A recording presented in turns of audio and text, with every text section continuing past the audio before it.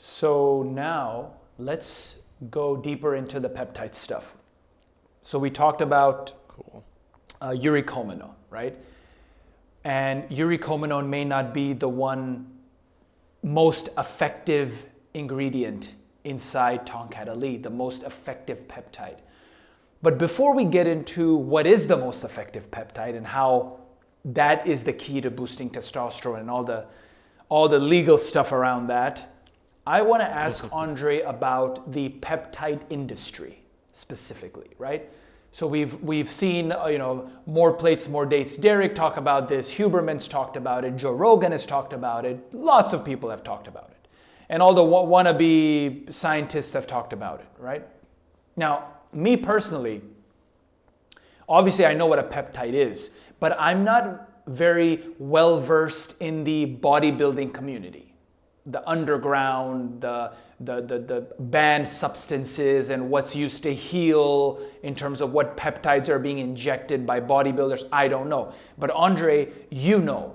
So give us a overview of why peptides have become so hot and so much talked about in the last several years. How did it start? What's the history of this? And where are we now with this synthetic peptides that these guys are injecting? Yeah, so peptides are super interesting, especially to me. And what has sparked my interest, of course, is seeing people talk about them. And I'm like, okay, well, what is a peptide per se? What is the aim of it? How does it work? Like, we know these structures if we take biology class, but what has been found out, of course, is there's signaling peptides. So it comes down to, of course, the specific peptides, and these signaling peptides act as hormones. So the fact that you can have an amino acid sequence and have it elicit a action or reaction in the body is huge. Like, this completely blows everything wide open when it comes down to, your basic hormones, which I talk about pretty extensively in the androgen diet. But now this blows it open, because finding out more deeper signals and kind of things that are signaling within the body as hormones do, peptides do just the same in some fashion. And that's why you've seen a lot of bodybuilders start taking peptides, and they do the injections. And yeah, unfortunately, a lot of them are synthetic, but they've found out these mechanisms to trigger releases of hormones, to trigger like secretagogues, is like all these different words that you'll hear. And this is why it's kind of blown up. I think it'll be the next big thing in probably the next 1 to 3 years as we discover and learn more about them. So I read that there are 7,000 peptides. And out of those, like maybe 50 to 70 have been known, literally studied, and some of them are banned by the FDA, some are not banned by the FDA. So you're saying that the signaling hormone aspect of a peptide, so it can literally stimulate the release of growth hormone, for example. This is a big one, right? Human growth hormone, IGF-1. These growth hormones can be stimulated and increased through the injection of certain peptides? Yeah, that's correct. And this kind of covers something else we talked about a little bit with Tongkat Ali, and it's the synergistic kind of effect of having different peptides at once. So you can have something that's stimulating like growth hormone, or the releasing hormones for growth hormone, gonadotropin releasing hormone. You can stimulate that, but then also have a secretagogue peptide. So you're approaching it on both sides of the equation there and optimizing the output at the end. And my inkling of thought with Tongkat Ali is it is covering many touch points, and that's why it's so potent and effective. But yeah, absolutely. You can take specific peptides and manipulate them or integrate them in some protocol to get the end desired result. So it's looking at it on the singular level, but then looking in how can I optimize, the secreting potential if I have this influx of the releasing hormones signaling being done as well. And that is huge. So looking at it from a mechanistic standpoint on how to optimize a specific protocol using peptides is absolutely going to be the future. Wow. If we dig deeper into the mechanism, so you can imagine the anterior pituitary, which is one of the regions in the brain that releases hormones, especially to trigger important hormones for men, like human growth hormone and testosterone and so on. If something that would normally bind to a receptor, right? So if you think of pituitary gland releasing luteinizing hormone, right? Gonadotropin releasing hormone from the hypothalamus has to bind to a receptor in the pituitary gland to trigger the release of luteinizing hormone, which goes to the testes to trigger testosterone and so on. So would a peptide that is triggering the increase of growth hormone, the stimulation of growth hormone, which is also anterior pituitary, would that simply bind to the receptor in a way, or it would change the composition of a receptor to basically make it act like a natural hormone, and that would release growth hormone? Something like that? Yeah. So at least in terms of my knowledge, it's not we don't know per se. So some of them are kind of more experimental because they are synthetic. Oftentimes they're using synthetic peptides. And yeah, we don't know the long-term ramifications. If it changes the receptor in some fashion, we don't know. And this is why they're risky, honestly, especially like the injectables. I think it's a risk that you're taking. And yeah, it may be better in some cases than just fully supplementing the synthetic hormone itself and kind of going at it from a backdoor perspective. But at the same time, because it's synthetic, we just don't know if it's going to change the receptor and if things are still going to continually work. But I would say, yeah, it's less disruptive than specifically doing the hormone that is the goal. So we just don't know. And that's on intake. Now, how would one take this into their body? Because a lot of the peptides I hear about, and now it's getting more and more popular in the social sphere versus just scientists and athletes and bodybuilders. I've heard about it in certain podcasts, certain episodes with comedians, with social media figures. They're using it for longevity, for being able to have youth and energy. So it seems like they're all taking these things through needles, which for me always seems to be a bit of a red flag, because whenever I have to inject something, it kind of disregards it.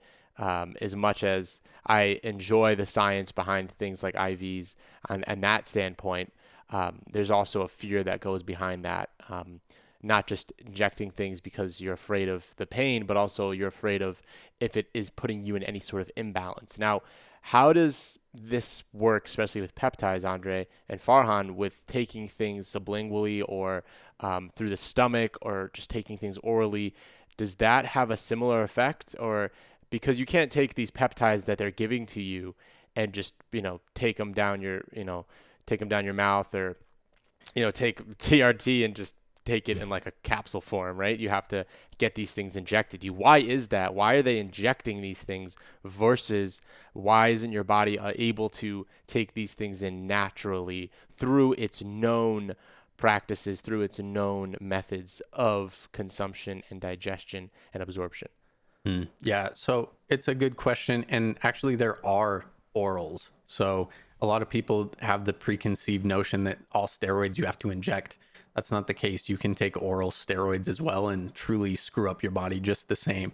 But when it comes down to all these differentiating aspects, yeah, it comes down to, is this synthetic compound stable? If not, then you'll probably have to inject it to get any specific type of effect. But also when it comes to orals, you're balancing that as well. And you probably have to look at the absorption rates and then dose it in a corresponding way. But just the same, like even amino acids, like we're talking peptides, the L-carnitine, injecting L-carnitine, there's a much greater absorption, obviously, if you go intravenously versus orally. And there's a lot of things that you can circumvent. Like I know L-carnitine specifically will give you diarrhea. I've done the experiment to prove it. But yeah, if you're injecting L-carnitine, for example, you're not gonna get diarrhea per se. So it just depends on the kind of avenue that you're administrating it for the desired benefit, or even the symptom that you're trying to kind of minimize, because a lot of people probably don't want diarrhea. But that's what it goes down to. And there are orals, so that's kind of a myth, is all things have to be injectable. Cool. The And they can still mess you up just as much. Yeah, that's what I was going to say, JMO. The synthetic peptides is still synthetic. It's not like a food you're taking or some herb you're taking. It's a synthetic injection, or even the orals. What about side effects? One, I know that I've heard multiple proponents of synthetic peptides say it's not a steroid and it's not a supplement. It's like in the middle. And so you get the good of a steroid, because you get the injection, you get the actual signaling happening right away, fast.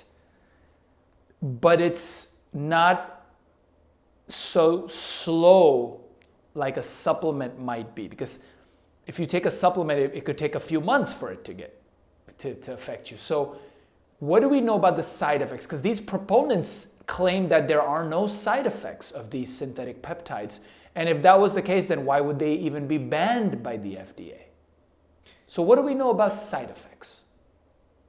Yeah. Well, truly, I've not delved super deep into knowing side effects of things, but I do know, as with anything, yeah, they're going to want to try and sell you and say, oh, it's completely 100% fine and no worries. Like, we just don't know. Like, even when it comes down to new things that we've introduced to a mass population, you just don't know. There's so many different variables, and that goes with anything. You know, I'm not going to mention specific, but yeah, I think it's to the point we don't know, and it is in that gray area.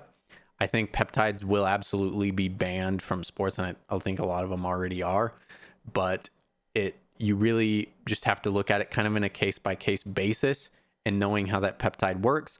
But at some point, yeah, the FDA might just say, hey, these peptides, nah, it's not going to fly.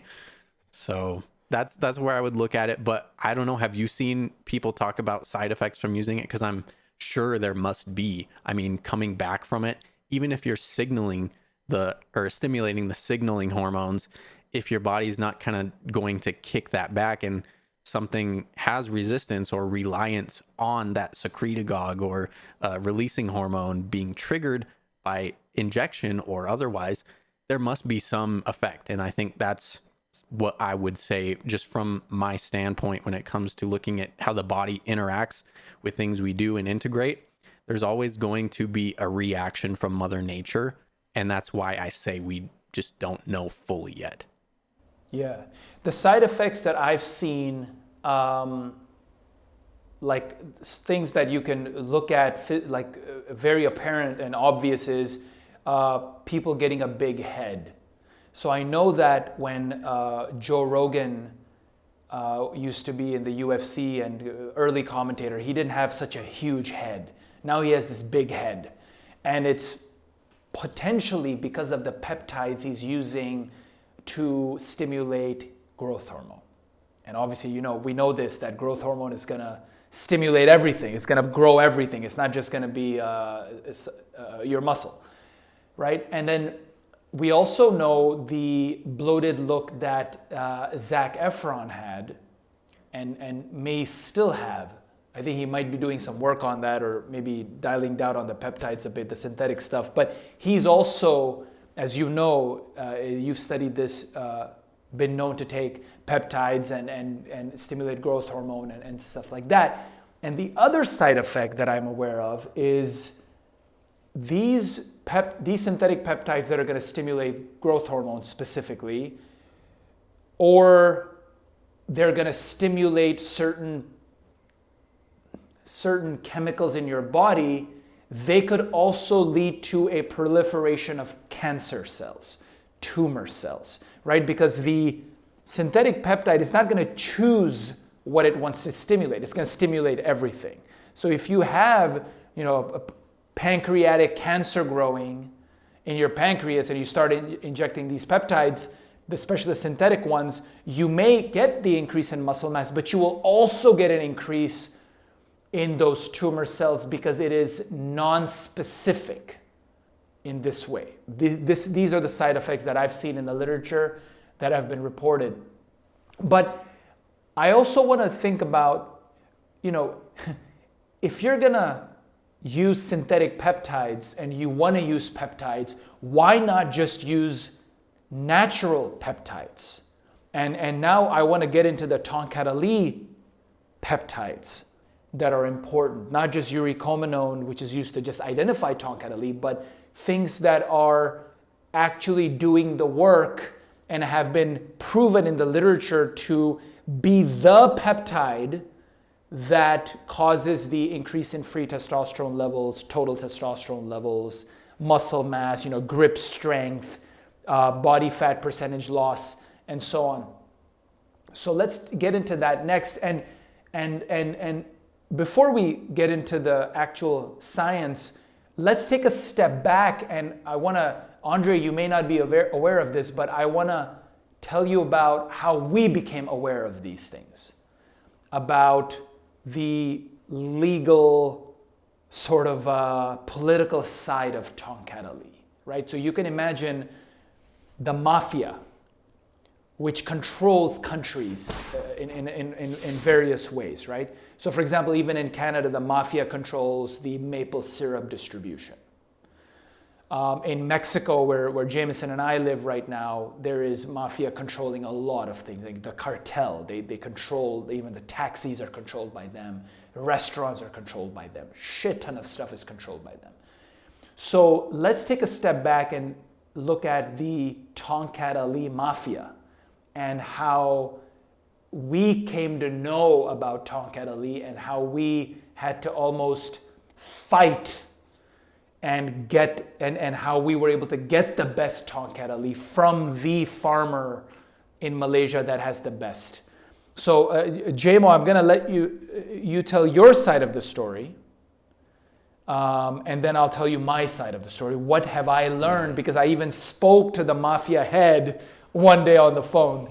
But Jamo, you tell me your side of the story, and then Andre, if we need to fill the gaps, we'll tell you more and more. Right. Well, it all boils down to the legality, is what I see they're playing towards. They're placating towards legality. And they found this amazing potent compound that has a very strong effect and is very powerful, and they want to know how to control it and how to make it the best that they can and how they make theirs better than everyone else.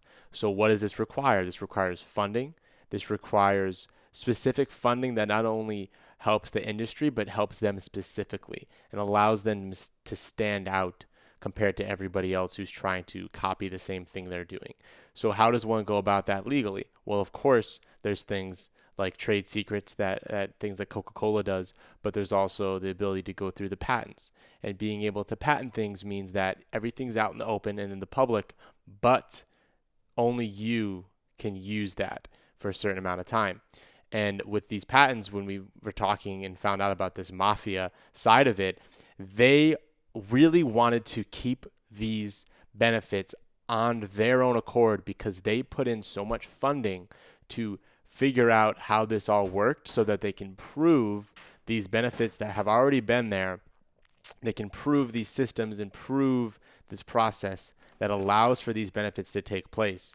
And then when they prove this, then they can be in the mafioso position because then they have this credibility that they can use legally to prevent anybody else from doing what they're doing, and they can threaten other people who are trying to provide a same quality product that is normal to produce, but because they've been able to patent it, they now have the rights to say that they do it a certain way. And the studies and the other things that they've funded are all pointing towards that the way that they say it is the best way. So what happened here is the funding caused them to spend a lot of money. And the spending a lot of money means they had to get that money back some way. And the best way to get that money back, classic old style mafioso would be more of extortion. I think of like the Italian mob in New York City going to restaurants for safety, waste management. In this case, it's like, hey, you can't use that unless we say so. And if you use ours, then you can use it, but it's going to cost you. So then that's where the money game comes in, because they can charge way over the normal cost of the product, because they can say, hey, the other person, you don't know if they have it. We have it for sure. And we are the only ones that have it because we have all the studies. We've done all the research funding. We're the ones you have to get it from. If you want to say you get these benefits, you need to get it from us. That's how I viewed the mafioso situation. This is it's very interesting, because I know, as I said, when we can't give away a lot of the stuff because it's confidential, and we have to protect a lot of these things. But I want to tell the world what's actually going on behind the scenes, because the tongkat Ali that we've been using since we started aphro-d, 2018, and before that when I was doing my R&D research on myself and my friends, the tongkat Ali we found at the very beginning is the exact patented tongkat Ali. It's the one that has been patented by MIT.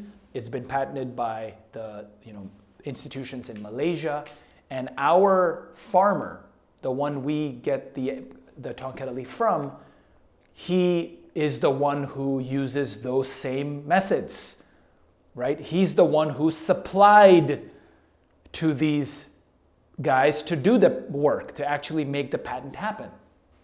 So we've been getting the exact same patented tongkat Ali, but we were not ever allowed to say that. Why? Because of the mafia. But now the patent has expired.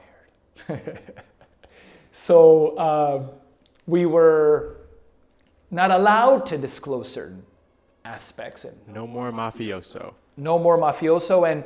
And so our farmer told us that, look, please do not disclose this information before the patent expires. And thank God, last year the US patent expired, and this year, as we're making this video right now, it's November, but we're not going to release this video until 2023, because in end of 2022 is when the Malaysian patent expires. So I've read the patent multiple times, and speaking to the farmer, the tests that we've done with our tongkat Ali, and I'm going to get into the HPTLC stuff, thin layer chromatography, and how all those organic chemistry tests work. It's very, very sexy stuff.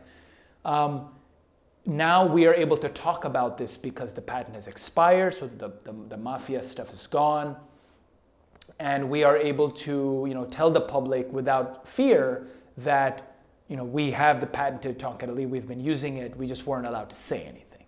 And even our previous manufacturer, who JMO talked about earlier in the podcast episode, they were also threatened by this mafia, that how dare you put this on your website.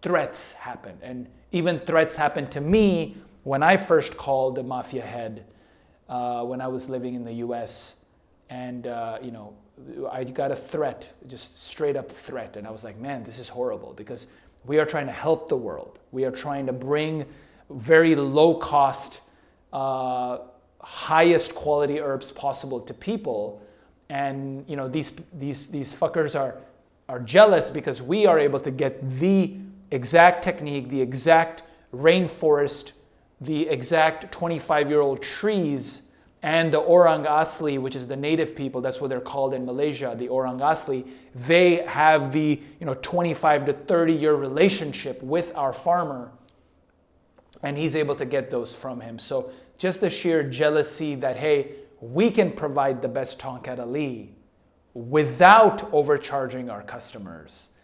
That level of jealousy and resentfulness is what, we talked about this resentfulness also earlier in the podcast. So they were trying to bully us for years, And we still kept bringing tongkat elite to the world. And we were talking about tongkat elite way before Andrew Huberman and Joe Rogan and all these guys, right? Like, we've been talking about it for 5 years now.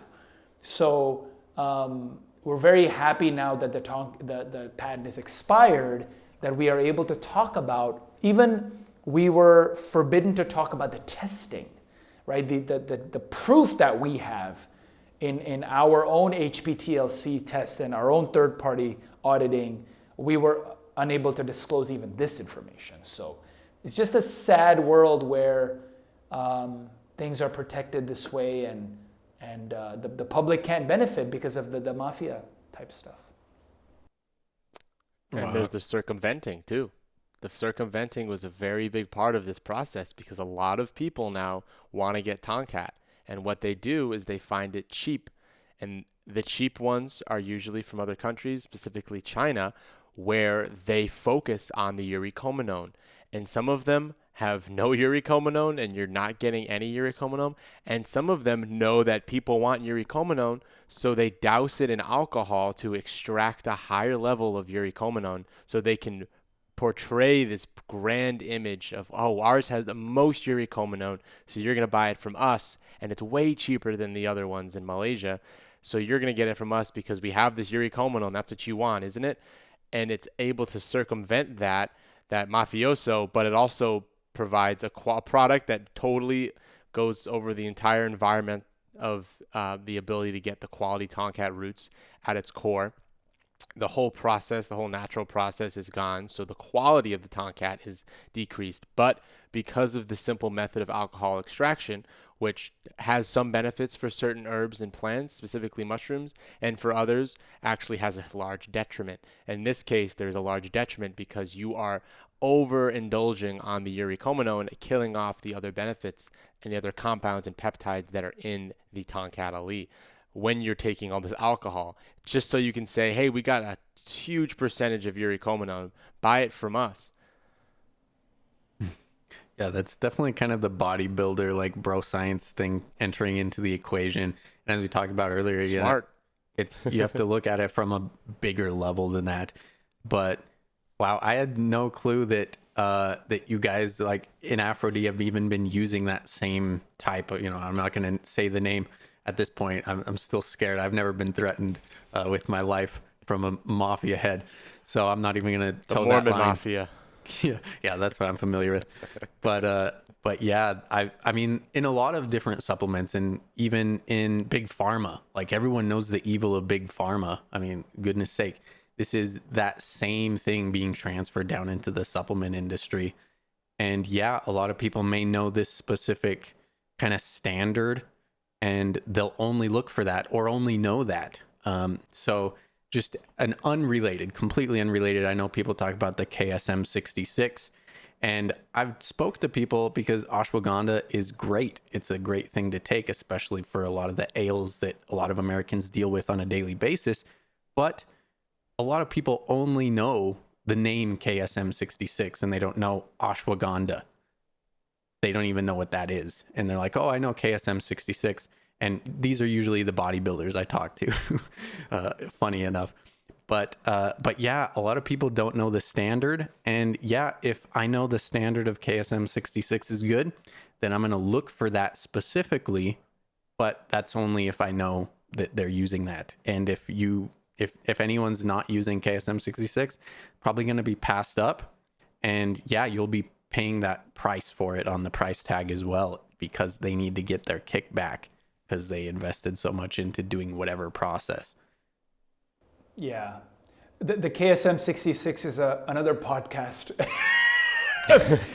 All the legalities behind that and what, yeah, there's a lot of stuff we know about those guys too. We talked to them as well on the phone. We did a Zoom with them, JMO and I. And yeah, that's another topic that we can get into on another future episode. And just in a nutshell, yeah, the tests that they use to test for the bioactive compounds, you can call them peptides in this case as well. They make the test proprietary. So if I wanted to check them, I can't, because their test is proprietary. So they have like a lock, like a stalemate type thing, right? Like it's just sad that people do this and kind of not let others sort of open source access their stuff and do good for the world, right? They're very secretive, and even they've made their test proprietary to check for the bioactive compounds that they claim they have.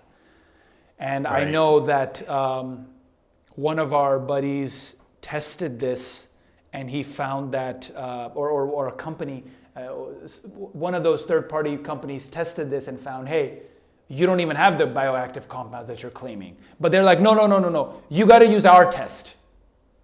But your test is proprietary.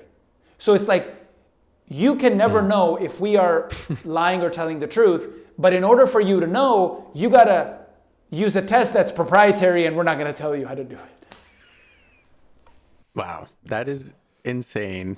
It all goes back to the shoeless. There's a certain aspect of people that need to go above and beyond and put out this damper towards others in order to get what they need and get their needs met. But I do believe that there is a way to share and combine forces in order to express the most and benefit the most. It just takes getting over that step of being afraid that someone has their shoes off because you're self-conscious of your own feet or the way you go to the gym. Yeah, that's just insane. Like that you would have to, like, what's the point of a test if you aren't testing even controls? Like, because at this point in science, you have to test the control, but they're not even allowing that in the equation unless you pay. So that's insane. I mean, one thing that's it happened a few months ago, I believe. You guys know that whole turkesterone debacle. I was just going to say that. Yeah, this affected the More Plates, More Dates, Derek, all the way down to the Greg Doucette, which everyone knows I love Greg Doucette. But it's crazy. And these are the quandaries that you find yourself into when you have these conflicting interests, or even people that are just not doing their job on a real level and cutting corners. I mean, that's what this is all about. We've talked about Tongkat Ali and the people that they cut corners processing wise. But this is all the way up the chain. You can't cut corners at the end of the day. Otherwise, you're ruining something that is potent, or you're just not getting what you're buying or what the customer is paying for at the end of the day. Right. And one of the things, and we talked about this, JMO's top 5 things he looks at before going into anything. One of those is people. Right, the human capital aspect of what is going on. And with us at aphro-d, and you guys know this, it's skin in the game, right? I take aphro-d every day. Everyone in the company takes aphro-d every day. We put our money where our mouth is, right? We're in the game every day. Whereas these other companies, they are not in the game, right? So if you look at Derek, More Plates, More Dates, the turkesterone saga, scandal, whatever you want to call it, this is when we became even more serious about our third-party testing. Because what we found, and Katrina, our one of our team members, she's the one who went to see our farmer in Malaysia recently to look at the whole process of harvesting and extraction and cleaning and so on. And what she found is that the lab there was a lab in the US that tested turkesterone that Derek sells. And this lab, through their independent testing, found that Derek was lying. The turkesterone that he said, there was not even any turkesterone in there. Or like whatever he claimed, I think it was 5% or whatever he claims, it was like 0%. It was like almost nothing. So it was just a complete scam. And they published these results. And you can use HPTLC and different tests to show if the bioactive compounds, the peptide, is inside anything you sell, right? Like the product you're selling, the capsule or the powder. And this lab, said to Derek that you're a scam, you're a liar, and you need to stop scamming your customers.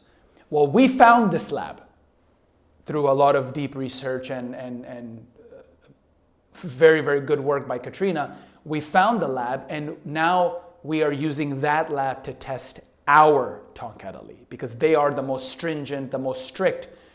So we get our tongkat Ali, and we did this.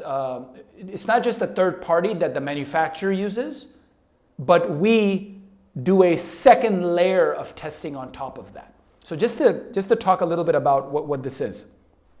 So if you look at tongkat Ali root, there's going to be certain peptides that will be shown on this test, which is known as an HPTLC. So we can all talk about this test. I don't know if you guys took organic chemistry. I did not take it. I studied engineering and then I studied neuroscience. So I didn't have much organic chemistry knowledge. So I had to go look this up and study this and then see the HPTLC machines at our manufacturer to understand what the hell is going on.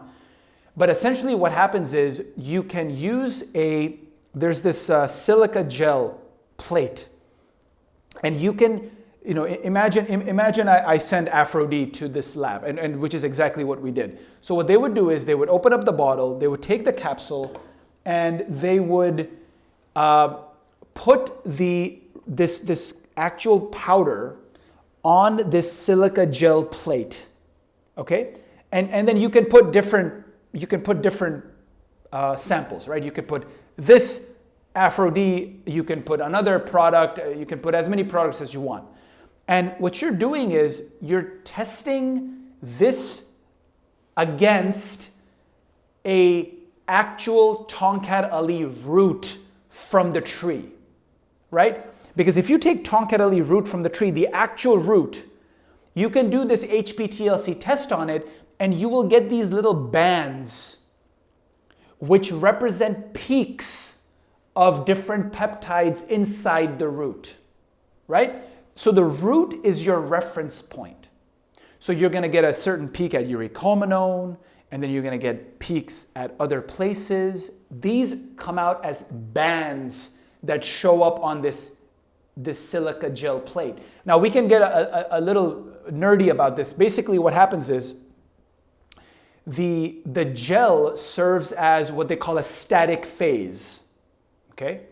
And then you're putting this plate on in a solvent, which is known as the mobile phase. And this solvent allows the different peptides to move up the gel, right? When you put this dot of aphro-d in this plate, the different peptides will literally move up this plate, and they'll show up as badges, right? And I know, Andre, in one of your notes that you showed, you were putting arrows at these little bands that you see, not badges, bands. So what we found is that you can see the different peptides as bands, and you can compare the tongkat Ali root from the exact rainforest, the exact 25-year-old tree, right? The patented one.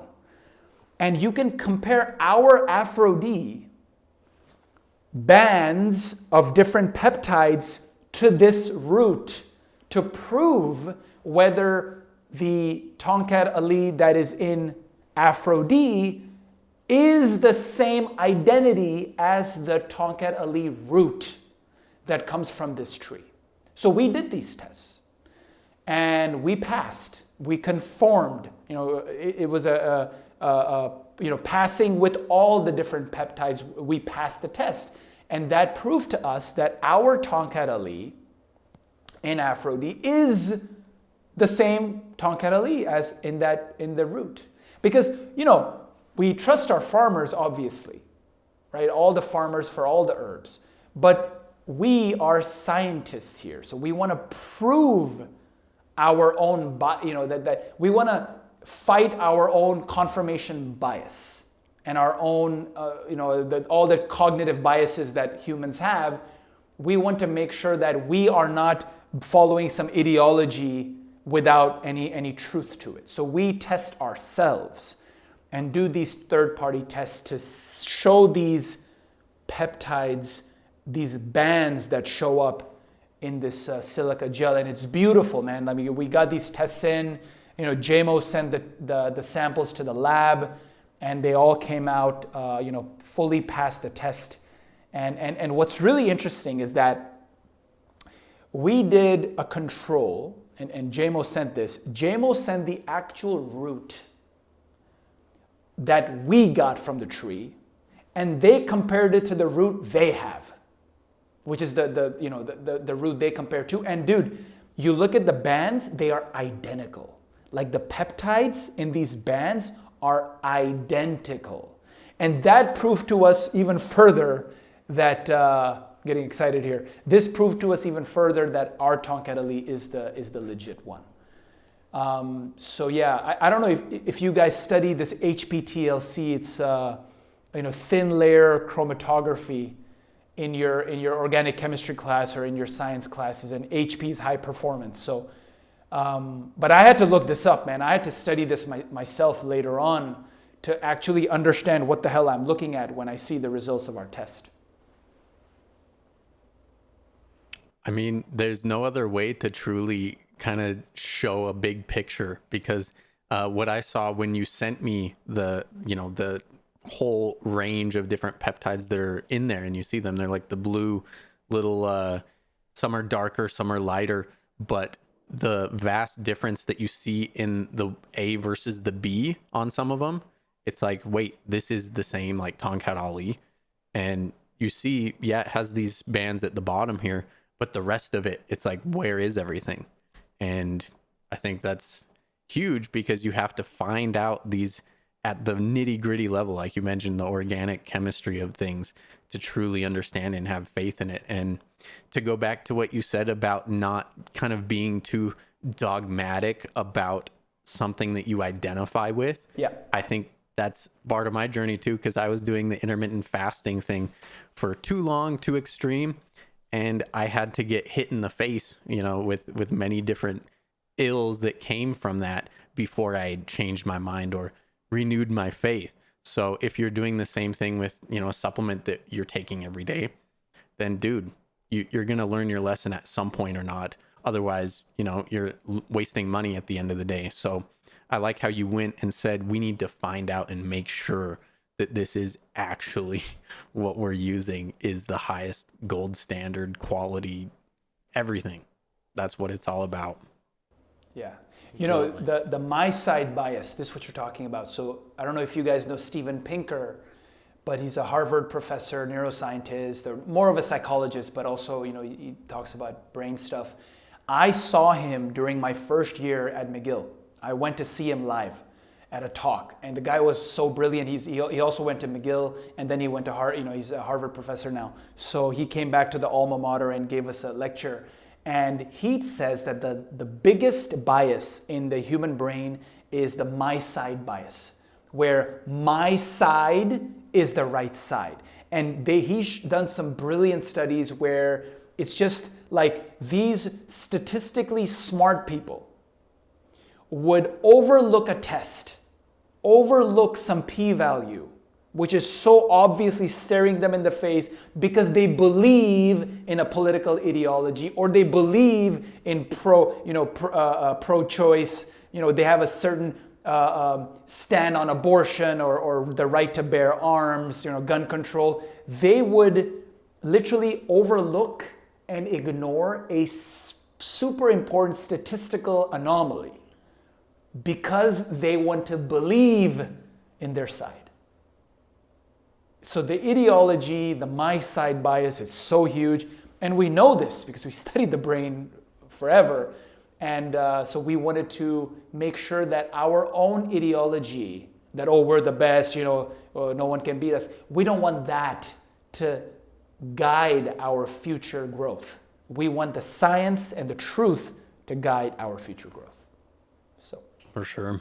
I think that what encapsulates this for me, and what has allowed me to even transcend over these things that become an issue with identifying with something too strongly and having that my side bias is the obstacle, is the way. And you saw it from that exact point. You're like, hey, we need to make sure that this is the actual legit stuff, not only because I'm taking it every day, but because I stand behind this with all that I've got. I've got skin in the game. And you took that and you're like, the obstacle is to make sure this is the highest quality possible. And the way is to do the testing and measure it up against the heaviest hitter that's out there, at least from a technical official standpoint. So, I mean, that's just amazing. And I like the obstacle is the way, of course, that's why I brought it up, but just having a lot of epiphanies. So super, super awesome. I just wanted to share that. I like that. I like that reference. There's definitely a relation with the quality and the ability to look at something and say, oh, this is better, this is not only because it's hard to tell what's truth and what's not truth, but because there's so many marketing terms and so many things that you'll see that they try and push onto you that are, hey, this is the best, this is why it's the best. And the cool thing about HPTLC is that you can check that. You can see, oh, what are they doing? You're not going to, if you ask them, hey, do you guys spray dry, or do you guys, where do you get it from? They can say whatever they want to a certain extent, right? You can only know so much. But HPTLC test does not lie. But also, another thing that I've learned in this whole process was that the ratios of these herbs, when they talk about, oh, it's a 1 to 25 ratio, 1 to 5 ratio, 1 to 100 ratio, that's all trust. There is no study, there is no ability to get a third party test to people who, have no skin in the game, who are totally out of the picture, who are able to prove that is the ratio, because that is just what they do. And that is just how they process it. They can say whatever numbers they want. They could be following it. They could be changing it a little bit here and there. They could be changing it a ton here and there. And they can also be lying about their processing. But with the HPTLC test, you can see if the peptides are, less stringent, if there's more missing peptides, if something's not there that's supposed to be there in the original root. And that totally disregards the, oh, we have this ratio though. Oh, we have this amount of urecominone though. We've hit this ratio. Oh, we've done this, because that they may have to do something that's either they're lying about the ratio, they're lying about the way they grow the roots, they're lying about the way that they actually have the roots as processed, if they're spray drying, if they're heating it excessively, if they're putting in a ton of alcohol. You can tell by looking at these results versus just listening to what they have to say, which is really just the marketing, which if you want to hear that, if you're like, hey, this is good, I want this to be good for me, you can take all of those things and be like, oh, it's a 1 to 25 ratio. That must mean it's good. So then going forward, you have that bias for everything else you look at. Oh, what's the ratio? Oh, it's not this strong, mine's stronger because it has this ratio, even though there's no proof behind that. You just like it because it makes you feel like your point is more correct than someone else's. Got it. You're talking about the 200 to 1, 100 to 1, 50 to 1. Yeah. People will just say, oh, my tongkat is 200 to 1. Well, there's no way to prove that. There's no study to actually show that this is true. You can't prove it. But what we can prove, and this is something that I learned very, very early on, is when someone buys aphro-d, we always urge them, get your blood test done. Get your blood test done. Because I'll tell you guys, and maybe you guys know this about my story or not, but the moment, this was in November, I believe 2019, or sometime November 2019, I believe. I had just broken up with my ex. And I was in Toronto. I had come from Sweden. I broke up with her there, and it was a big fiasco, big crazy shit going on. I got the hell out of there, flew to Toronto. And in Toronto, I did my blood test. Because I had just, it had been like 6 months, and I tried to do it every 6 months. And this was, 6 to 8 months. Or no, how much was it? It was probably, no, it was like a year of aphro-d, about a year of aphro-d. And I saw that my bioavailable testosterone was out of the reference range. It was HI, high, right? And I was like, holy cow, this is crazy. It was like, my bioavailable was like 50% of total. It was like, what the hell? This is insane. And that proof, that blood test proof, was what I really needed to make a commitment that I'm going to bring aphro-d to the world. That proof I needed. The sex drive and the gains and the focus at work and the happiness and sleep quality and testosterone, all that was great feeling wise. But the seeing the number, especially I think maybe it's a guy thing, like we're very like number oriented, right? How many points did you score? Yeah. And man, that was the day I sent Imran my numbers. I'm like, dude, we're bringing aphro-d to million men, period. So it's not just the HPTLC. It's also the proof of this increases testosterone, doubles testosterone. And again, it's not just, oh, I see it in the literature, so it must be true. No. I see it in myself. I see it in my colleagues. I see it in the community. That's why it's true. That's what makes it legit, the blood tests. And one thing I really want to touch on, especially in the peptide talk, is in HPTLC. So I talked about the static phase, mobile phase, and maybe even we can show diagrams and stuff so people can understand what this is, because it's hard to explain it just like that. Once you finish your test and these bands are moving up, right? And they're going away from the static phase towards the mobile phase, you can see different peaks in these bands. And then you use UV light, UV rays to see the bands. You can't just see them with your naked eye. And so there is a certain peptide that is talked about in the patent. It is talked about in the papers, which we were not allowed to talk about until today. And the way they isolated this peptide is by doing a size exclusion chromatography. So usually when you do HPTLC, you're not necessarily excluding based on size, right? The size of the peptide. That's not necessarily the case. But in this case, they use size exclusion chromatography where the bands moved based on their molecular weight, the size of the peptides, how many amino acids there are. And they found something between 33 to 36 amino acids, and it was 4.3 kilodaltons, or 4,300 daltons. And daltons is a way you measure the molecular weight of these peptides. And what's really interesting, this blows my fucking mind, man. The 4.3 kilodalton peak that you see in the tongkat Ali, the legit tongkat Ali, you also see the 4,300 dalton peak in other herbs. This blew my mind. There's a paper that looked at tongkat Ali and like 5-6 other herbs.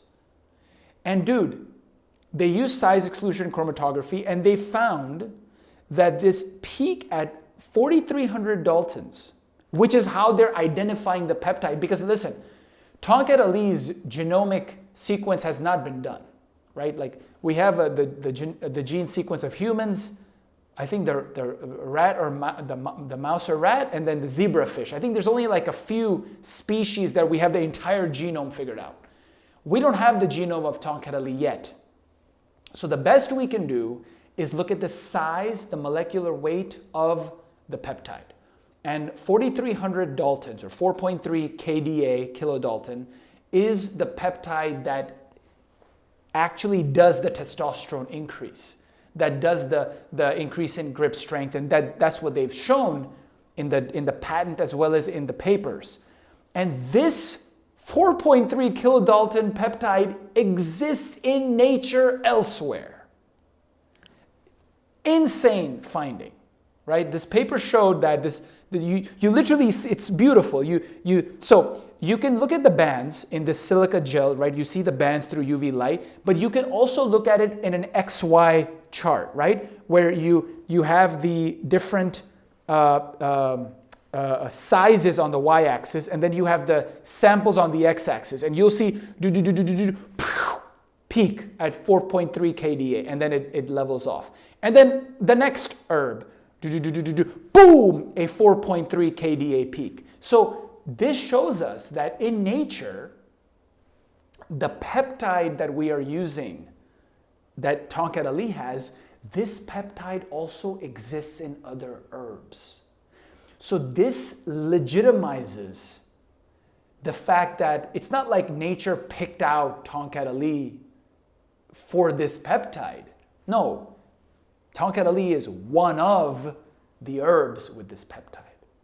And this blew my mind. This made me smile, because now we can say that, look, nature has given us these plants, these trees that we can use to heal ourselves, because these peptides are changing our genetic structure, right? Because, dude, testosterone, when it binds to an androgen receptor, it can go inside the cell. It can go bind to the nucleus of the cell and cause a change in genotype and phenotype by changing genetic expression. Most ligands or peptides or hormones, neurotransmitters, they don't go inside the cell. They stay outside. But the androgen, testosterone, is so potent that it can go inside the cell through the androgen receptor, bind to the nucleus, and cause genetic expression to happen. Mind-blowing. And I don't know how much you guys have read about this 4.3 kDa peptide, but I would love to get your thoughts on how nature has this redundancy, what we can use to heal ourselves and get to average testosterone double and so on, and how nature has preserved itself, because this tree knows from an evolutionary perspective that if it gives us the libido and the vigor and vitality, we're not going to ever let it die. We're going to make sure it lives on forever. So it's given us this ability. And then we work in this synergistic way with nature to prosper and succeed. So what have you guys learned about this peptide specifically? And what is your take on how nature is so damn cool? Well, I've not heard of this at all. So this is all new to me, but at the same time it's making me like just in awe. Like I feel, so I've never taken like any magic mushrooms or anything, but I feel like I've had that moment, like just the peace of existence and, you know, leveling with Mother Nature and understanding its beauty in this sense, and how different organisms interact, but we're all still linked in such a way if we only knew. And that's exactly what you're talking about when you show the 4.3 kilodaltons or whatever, is realizing these different wavelengths, these different compounds. And if we only had the knowledge, then we'd know. But also thinking back, like wondering, how did these ancient people freaking know that this specific shrub, or tree rather in this case, would have an effect? And who knows, like I've heard some people take ayahuasca or do shrooms or something and they have a vision. And I wonder if that's, you know, something that they found out, like they had a vision. Some random dude just went to the Malaysian Tongkat Ali forest and he's like, right here was where it was in my vision. Dig up the tree and just start chomping on it. I don't know, but that's just beautiful, man. I'm in awe. Isn't it? Yeah. Nature wants to live. They want to thrive. And that's such a huge part of why they have all these compounds. And people are known, a lot of the compounds are known to be afraid of, right? We don't want to take too much of this. We don't want to take too much of that. And there's certain things that we can take a little bit of and will be great. And then taking too much will be very damaging or even kill us and be very damaging on our organs. And there's certain ways to mitigate that, but you also lose a lot of the nutrition that way as well in certain circumstances. But with plants, I'm super excited because we have this ability to understand that it's not all just defense mechanisms that are out to prevent us and bugs and other things from consuming it, but there are beneficial compounds in there. And as most people know, there is a positive side to being in that position where you could enjoy those kinds of fruits of nature. And a lot of people are afraid of vegetables now and afraid of certain plant compounds now. And for good reason too, because there are a lot of scary plant compounds out there. I mean, there are things you can take that can kill you instantly. It's like mushrooms. Some of the mushrooms are the most amazing mushrooms in the world. Some of them cause inflammation and aren't very good for you, and some of them kill you instantly. There's this extreme of this whole kingdom, and it's just like the plant kingdom. You can't just belittle a whole kingdom because some of the things are going to hurt you. You have to make sure you take in this whole big picture of all these amazing things and all these benefits that it has, and then that wisdom from people going on journeys and getting visions or whatever it took for them to find out that, hey, this stuff's really good and this stuff's really easy to farm. Let's make more of this, although this stuff, if we eat too much of it, it's actually kind of dangerous for us. But don't eat this because it'll really hurt you. Like, that whole system is so interesting, and it's something that we can learn more and more about. And I think we're just scratching the surface as human beings. And I think there's a lot of wisdom from the past and from our ancestors that have that knowledge in there as well. But it all comes into full 180. Like, now we're looking at it from a whole different perspective, right? You think earlier there was just like these visions and these people realized these things were good and they tested it and someone died, and then they're like, well, don't do that, let's take this, let's try something else. And now we have these incredible studies and these incredible tests and these different this different research behind it. And then there's, of course, the Andre was mentioning as well, starting to talk about like the in vitro hormone assays and the in vivo hormone assays that Farhan was talking about as well, and being able to combine all of these different resources that we have now to really edify the incredible compounds and the incredible nature of nature. I do want, Andre, we'll talk about the in vitro stuff, which is really cool. I read the paper yesterday that you sent me, mind-blowing stuff. But I want to reiterate this concept of tinkering in nature, tinkering. And I learned this concept first from when I read the book Anti-Fragile by Nassim Taleb, and he beautifully explains this concept of tinkering, which is the greatest discoveries and inventions happen through serendipity. And it's because of this concept of tinkering. And the more of a tinkerer we are, like a kid, right? A kid is tinkering all the time. He's like, oh, I wonder what's gonna happen here if I like put my hand in this water or in this fire, or right? Or like I remember as a kid, we have in Pakistan, we would do fireworks, and I was like 4 or 5 years old, and I touched the fireworks sticks like this, and I was like, ah, and I let it go, and I still remember there's these lines of fire burning in my hands, and that was the last time I touched that stuff. So the tinkering of trying things, right? Because when I was in Kiev a few years ago, I went with my friend Sergey and his parents, and we went to pick mushrooms, which we ate that day. And I've done magic mushrooms, I've done ayahuasca, I've had the visions, I've done all that stuff, and hopefully I'll do more and more in the future. When we were picking the mushrooms and I saw the magic mushrooms, as just acting dumb, I told his dad, I was like, oh, hey, let's eat that. And he's like, no, don't touch that. You're gonna die. Like, don't touch that. That will kill you. And then these natives of the village, they knew exactly which mushrooms to pick, and then we ate them that night. We warmed them up and ate them in a stew. It was wonderful, fresh mushrooms. So, and even if you look at what is it called, peyote, or the frog, the frog venom. What is that? Yeah, I know what you're talking about. Not the peyote. Frog, wait, which one? Because there's a frog that you can lick, and then there's a frog you can get like stabbed, and they'll do a frog stab. No. It's the venom that the frog emits from his mouth. If you smoke that, you get the visions. What is That it sounds called? like a Joe Rogan thing. Yeah. It's not. My friends have done it. Bufo. It's called Bufo. And in Tulum, there's this huge frog psychedelic painting on the street of the Bufo. Anyway, so some fucking native dude was like, Joe Rogan talks about this in a hilarious way, like, hey, this frog, I just saw this frog emitting this thing from his mouth. Maybe I should smoke it. Let's see what happens if I smoke this, right? And he's just tinkering, like, unbelievable what humans do, man. Yeah.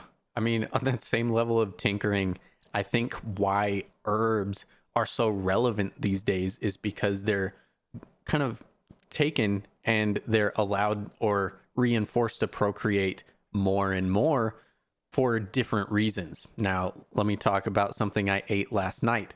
Bananas. There's tons of bananas and they've evolved with us over time. But what do we pick the banana to evolve with? Primarily glucose. So if it tastes sweeter, then we're probably going to like it more. And sometimes what we're picking is not always going to be beneficial. And what continues with us and evolves with us is not always going to be the most fruitful, quite literally. But this brings herbs back into the conversation because, hey, these are kind of just disregarded plants. Like who would have thought to consume this freaking tree root, but you bring it back into this equation and yeah, you're bringing nature back in a different way because we've only valued this versus this, which will actually help us now and is more relevant than ever. And this just kind of proves why we need to have that diversity, not only in our diet, but in our lifestyle, so many different things. We need to celebrate that diversity of nature and be inclusive, but look at things on a holistic level and, to go back and not just say, oh, it's this uricomone, this is the one thing. That's the only thing that matters. I highly freaking doubt that. So when you value more things over the other, you're going to have to evolve at some point. And to do that, I think you're probably going back to the roots, to once again, go literally. That's what nature's all about, man.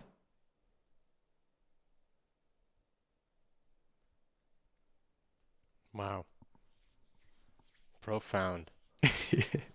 And then we have the studies now too. So we get to be cool with nature and understand what we've done. And then we get to look at exactly what has been happening and just starting to scratch the surface of different genomes and different ways to analyze different compounds and their effects on animals and us and how it's different, how it's similar. Yeah, now let me go into a little bit, just very broadly of this. Like Khurshid Ahmed is the first author on the study, along with Chern Kwok Lin. But what they're looking at, and this is in rats, unfortunately, but what it shows is even in vitro, the Leydig cells, when they're extracted and put in a petri dish, these compounds from tongkat Ali, in this study specifically, the Eurycoma longifolia extract they used, it literally has an effect on the cells outside of the body, outside of active living kind of biology, like in that one specific sense. So you look at it, it's like, wow, this is a miracle even in a petri dish. I just think, in vitro is interesting because we don't see a lot of it, and some people disregard it for whichever reasons. I think it depends on the context, of course, but because we've seen so many in vivo studies, I think it was interesting to see this in vitro study where it's like, even with no fault of this person's own, it acts on these cells in a specific way. So I thought it was compelling. So that's why I sent it to you guys. But super interesting. Yeah. There we go. I love this study. It showed a 250% increase in testosterone in the Eurycoma longifolia, the tongkat Ali extract. And what I really found interesting is that they compared the aromatase inhibitor and eurycomanone on its own with the tongkat Ali extract. And they found that the tongkat Ali extract had a significantly higher increase in testosterone than the eurycomanone alone, which is the bioactive compound, and the aromatase inhibitor alone.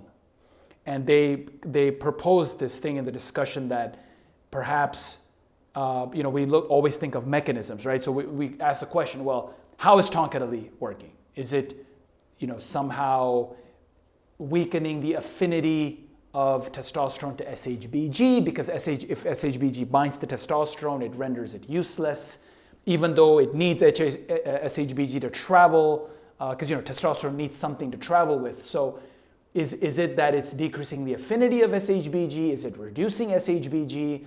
Or is it doing something to aromatase, so the conversion from testosterone to estrogen is decreased, so now you have more free testosterone? What is it? And they found that the Eurycoma longifolia extract had a higher percent increase in testosterone, but also, this is super interesting, it was more potent than Eurycomenone alone. And this goes into the fact that if you look at any pharmaceutical company, like a Pfizer or Merck or any of these guys, AstraZeneca, what they do is they identify compounds in nature, like a PDE5 inhibitor, and they're like, oh, okay, there's this herb in nature, like a Schisandra berry, for example, which is an aphro-d, or others, that is somehow affecting this cyclic GMP pathway and is increasing nitric oxide production. Great. Why don't we take just the PDE5 inhibitor part of it and make Viagra? But here's the thing. In this study, even though it was in vitro, it shows that if you take the entire thing, it will be more potent than just the bioactive compound. So we know that Viagra and other PDE5 inhibitors have side effects, and there's a bunch of stuff. You get dependent on it, and you need that pill to take before sex or whatever. But then you do something holistic, like a Schisandra berry or a tongkat Ali or any of the herbs in aphro-d. Now you are going naturally to trigger the cascade of events from the source as well as throughout the cascade. It's not something at the end, like a TRT where you just inject testosterone and then you stop the natural production. It's throughout the natural cascade. And I found this takeaway super interesting from the in vitro paper you sent. Yeah, I think that's super important. And it kind of demonstrates what we see in a lot of the case studies. Like myself, for example, I can speak on myself adequately. When I took the aphro-d and the tongkat Ali that's in aphro-d, yes, I see these people talking about papers where, the one mechanism of tongkat Ali is to reduce SHBG. It's like, well, yes, that happened, but that doesn't explain how I almost doubled my total production too. Like, you can't even distill it down to a single mechanism. And I think that's the beauty of the many different compounds that a lot of people might miss on if they value one over the other. Because yes, I absolutely nearly doubled my total production as well. And just because this one study, that like the bro science people, they look at it, they're like, yeah, tongkat Ali will help your free testosterone, but that's about it. It's like, no, because I took it and this other thing happened and that's the only thing I did. So you can't tell me that that's not the case just because you conclude this paper that's the one single mechanism.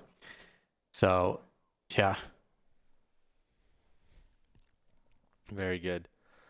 Very good. So in conclusion, there's a big situation where there's a lot of earth, a lot of loving from nature, and a lot of people trying to boil it down to one thing to mess with nature and take over and basically try and screw us over, because it's funny enough how when that does happen, it does seem to have side effects and it seems to have issues that we just don't want to deal with, that aren't healthy and don't feel good. So it's like a lesson. Do we want to just slightly cover how adaptogens work? Because I know that you're an expert on it, Jameson. I know Farhan knows a lot, but that's really this whole thing distilled down as well, is the adaptogenic effects of these herbs. What is that all about, JMO? Yeah, I can give it an overall take, and then be able to talk some papers on it with Farhan and get into the actual science behind it. But on a outside perspective looking in, my first take on adaptogens was oh, it adapts to what you need it to do, right? And then there's this idea that, oh, if you take something, it'll allow nature to take its course and do what you need from it. But there's also the way we assimilate nutrients, right? The way we break down amino acids, the way we break down carbohydrates and glucose, and what our body is interpreting these things as. So when we take something like an adaptogen, there is a certain level of constituents and there's certain things that constitute what makes up this adaptogen. And a lot of those things are very minuscule when it comes to, oh, it's got like these, proteins and this carbohydrate level and these sugars and these fats and these lipids. But when you think about it, I think about how much spider venom it would take to kill you. It's very insignificant, but it provides a lot of a deeper effect than just being amino acids to assimilate. And there's certain foods that we get that are really just, I call them like grunt foods, which you just need to get so you can get nutrients in. Things of the white rice, things of things that just give you energy, allow you to have that. And of course, there are some chemicals and some compounds in there as well that you may get depending on where you get your rice from and where you get your meat from or where you get your protein source from.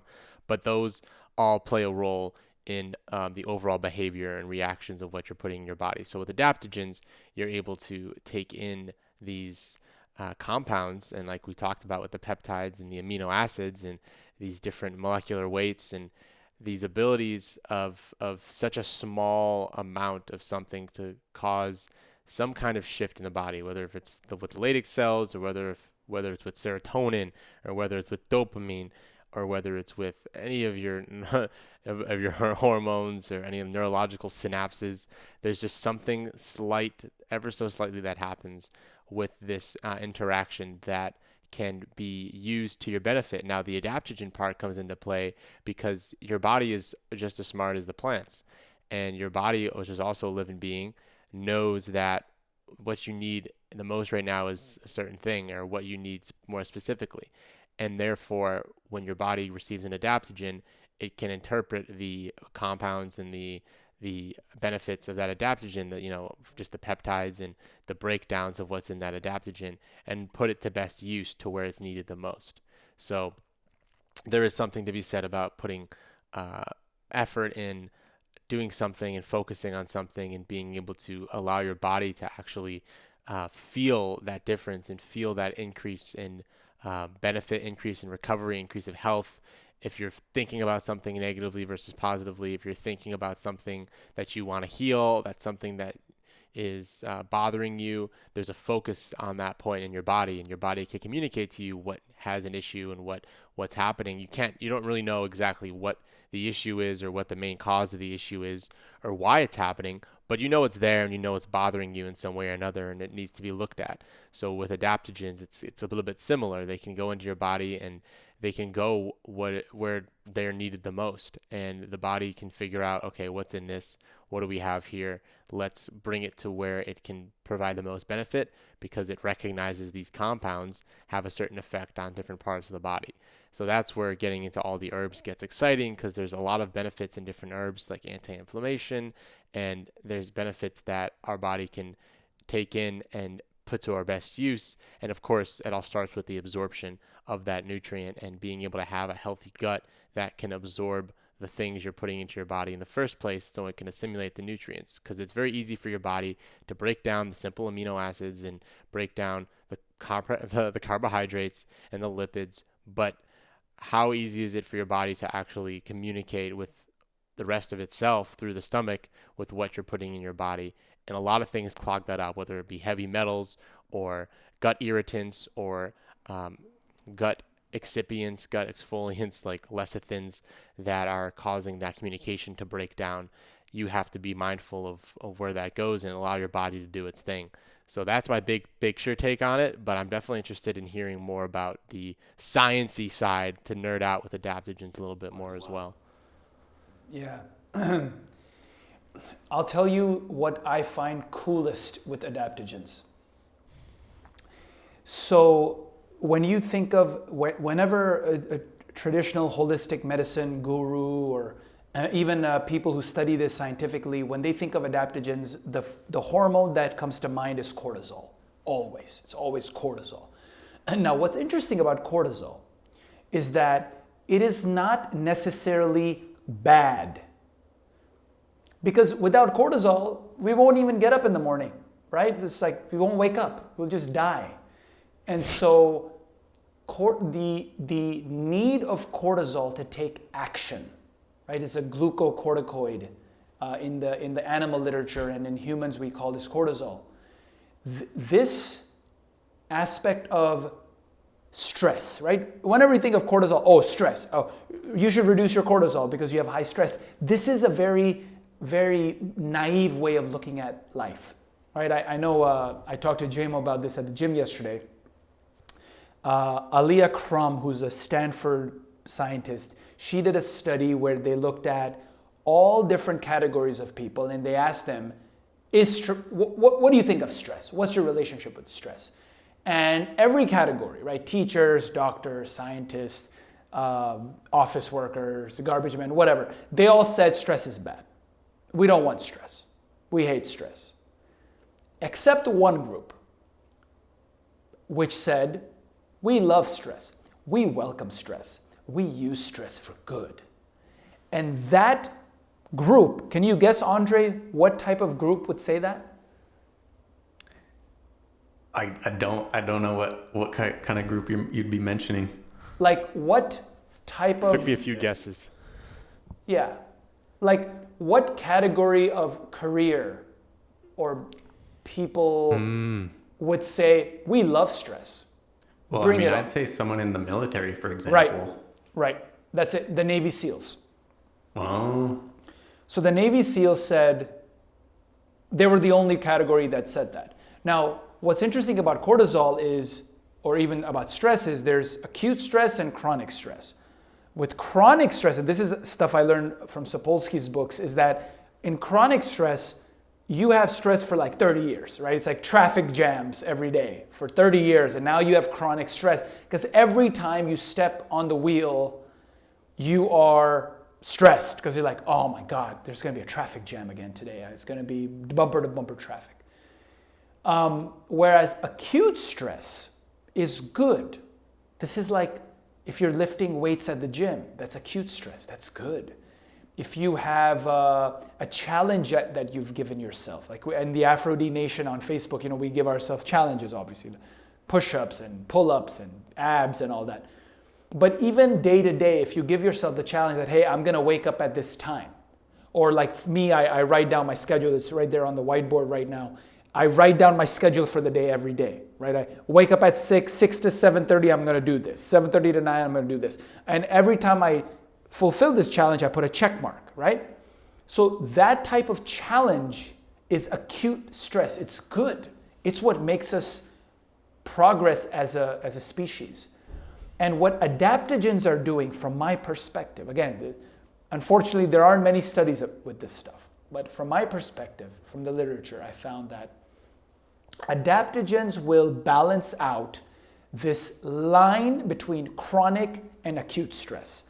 So the chronic stress will become lower, right? The constant increase in cortisol, during the day will become lower, and your ability to respond to it will become better and improve. It'll improve. And the acute stress, which you want, it'll balance that too. It'll normalize that. So you continue to have acute stress, which is what you want. Because if you reduce cortisol in acute and chronic, then you're not going to be able to get up. You're not going to be able to do anything in life. You're not going to be able to make progress and challenge yourself and do difficult things, which are great. So that's how I see adaptogens. It's this very interesting type of herb, and there's two of these in aphro-d, by the way, right? Tongkat and Schisandra berry, two of the best. And it'll allow your body to respond to stress and deal with stress in the proper manner, specifically by modulating cortisol levels, keeping them high when you want them high, and decreasing them when you need to decrease them. And the adaptogens just know what to do and they adjust to your current hormonal level, your current cortisol level, day to day. And it's a brilliant feat of nature. No, that makes total sense. I think you encapsulated it like perfectly, because also in what I felt in my experience taking aphro-d at my old job, I had my aphro-d up in my cabinet, take it every morning, right when I got down to open up the emails. And that's the one thing that I tell people all the time, is what it helped me do on a consistent basis was deal with all the BS going on my screen that I had to take care of, all the people, all their emotions injected into each single email directed towards me, and not just be overwhelmed by it. I was able to see it, recognize it, and if I did feel emotional, I was able to just have it roll off my back, roll off my shoulder, and act and do what needed to be done. Meanwhile, most of my coworkers and even my past self, I'd probably just sit there at my desk and probably just gripe about it for like 30 minutes before I did anything with it. So yeah, I totally love how you mentioned that it just modulates that stress like to the response to get it taken care of and normalized. Like, that's the thing, is the chronic stress is the killer. But of course, even our mindset and what our neural feedback is back and forth with our body states, that determines if we're going to take action to solve it or not, and ultimately get rid of what's, ailing us, which is huge. So I love how you put that. That makes total sense to me.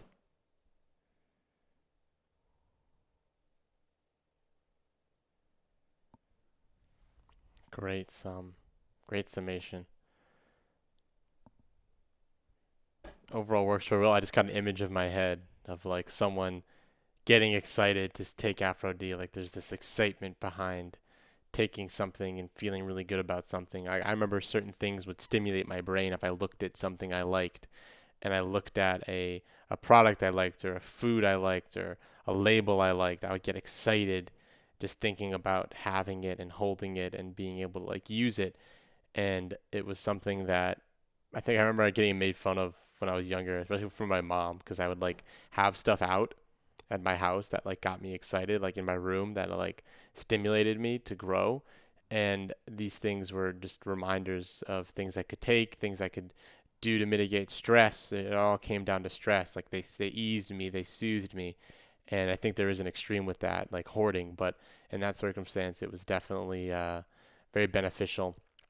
And then as I got older and started taking and trying new things, I was able to start realizing that, oh, I could experiment with different things and take these different things and mitigate those feelings throughout my whole body that aren't getting rid of them, but getting used to them.